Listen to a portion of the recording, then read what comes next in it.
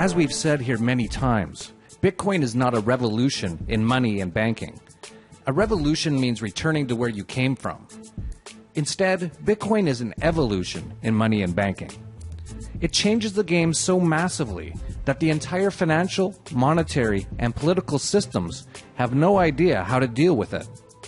For this reason, nearly every country in the world has a different policy when it comes to Bitcoin. What should their policies be? Well, they shouldn't have any policies on Bitcoin at all. In fact, government doesn't even exist. They are nothing but immoral, illegitimate superstitions.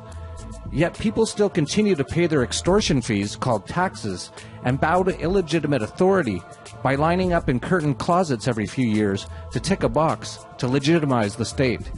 Such a shame. Every country has a different view on how to deal with Bitcoin, which is the currency that could end all central banking, wars, and big government if not stopped. It's like the bankers are all grasping in the dark, trying to figure out how to stop the one thing that can destroy them. In the last week, we've seen two totally different approaches in China and Japan. No country has gravitated towards Bitcoin more than China. While China is now more capitalist in many ways than the US, and has had a subsequent boom in wealth, they still have heavy capital controls. Chinese people, unless they pay off their local government official under the table, can only take a certain amount of money outside of the country each year. Capital flight was estimated at $700 billion in 2016. Because of this, the Chinese have moved into Bitcoin en masse and view it as a currency without borders that cannot be controlled. The Chinese Central Bank, the PBC, has been trying to slow down the Bitcoin trade as much as possible. Unfortunately for them, many Bitcoin users don't care what the government says, and even as China has tried to shut down Bitcoin exchanges, they just keep operating. On February 9th, OKCoin, one of China's largest exchanges, announced a suspension of Bitcoin and Litecoin withdrawals. The announcement indicated that the People's Bank of China has requested the exchange deal with anti-money laundering issues. Of course, money laundering is not a real crime. It's an attempt to avoid extortion, taxes, but that is the purported reason for the suspension. The Chinese exchanges will spend the next 30 days updating their systems, after which Bitcoin and Litecoin withdrawals will supposedly be permitted. We wouldn't be so sure of that, however. Here's the status of the major Bitcoin exchanges in China. The Bitcoin price index dropped nearly 4% last Wednesday, and the PBC crackdown will have a major impact outside of China as well.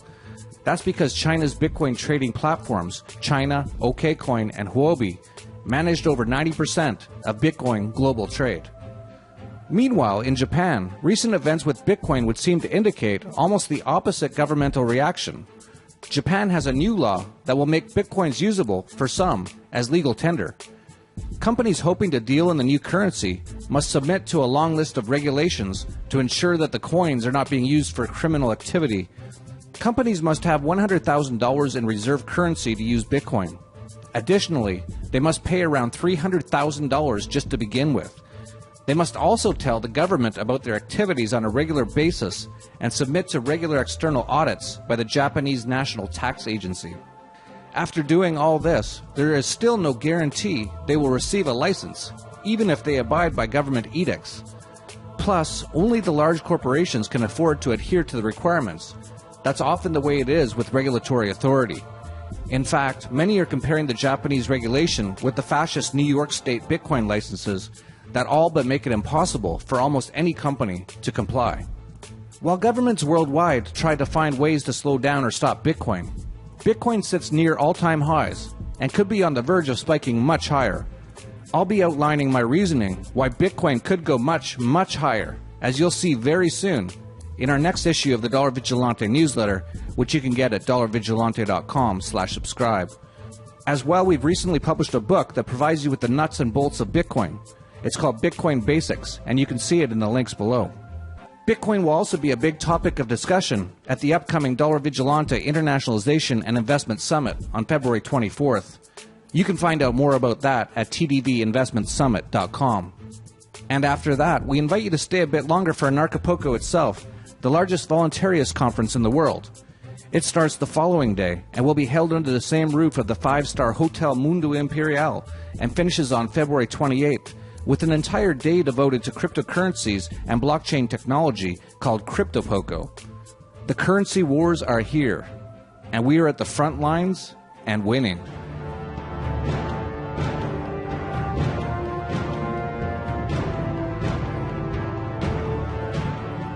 The world is going to be dramatically different in just a few short years. The European Union is fracturing, beginning with Brexit. Donald Trump is ushering in a new era of populism and protectionism. Government debt is wildly out of control. Numerous central banks have gone to negative interest rates in order to keep the system going just a little while longer. Capital controls are increasing, while the war on cash has been pursued with fervor in places like India and Venezuela. The World Bank, IMF, Bank of Canada, George Soros, Jacob Rothschild, and many more have warned that we are in uncharted waters and on the edge of collapse.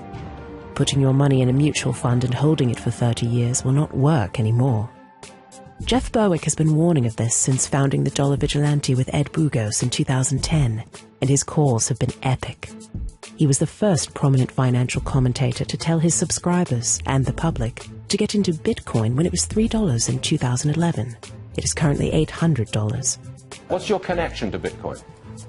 My main connection is I'm incredibly excited about it. Bitcoin is a revolution in money and banking, the same way that the internet was a revolution in communication. Ed Bugos has been one of the few to warn of the 2001 and 2008 crashes, and has been bullish on gold since its bottom in the year 2000. And together, they are holding their annual TDV Investment and Internationalization Summit this February in Acapulco, Mexico, to help you prepare for the crisis ahead.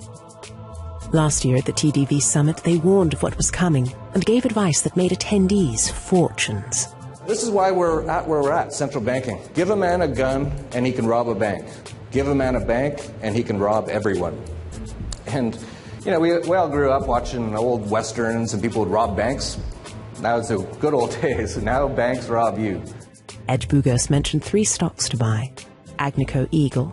Agnico Eagle is run by one of the most experienced management teams in the industry. And it rose 76.31% since. B2 Gold Corp. B2 Gold Corp is responsible for discovering more than 30 million ounces of gold in their careers. And it rose 248%. And Sabina Gold and Silver Corp. Sabina is an emerging producer.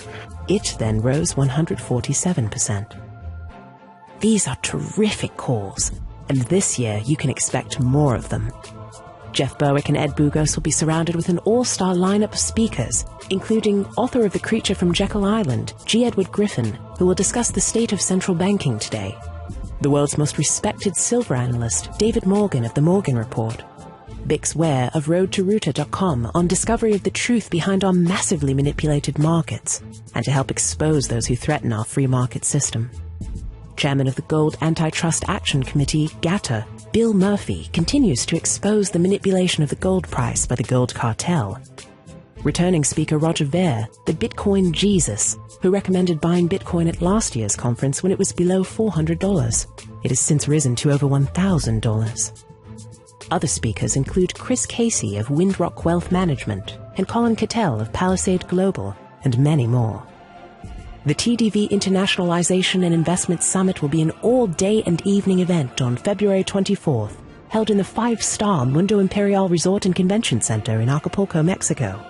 For the price of $395, you will spend an entire day with these experts, including an entire evening gala banquet with all food and drinks included.